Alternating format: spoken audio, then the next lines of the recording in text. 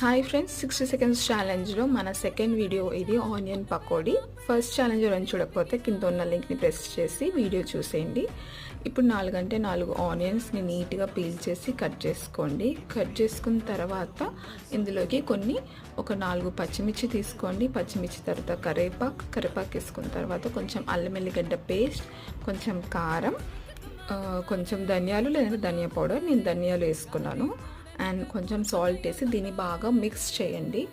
Mix చేస్తుంటే అందులోంచి water బయటకు వస్తుంది. సో ఇందులో మన 2 కప్స్ అంటే బేసన్ని మనం శనగపిండి అంటాం. సో శనగపిండి వేసేసుకొని బాగా మిక్స్ చేసుకోండి. ఇప్పుడు ఇందులో కొంచెం వాటర్ వేసి లాస్ట్లో జీరా యాడ్ చేయండి.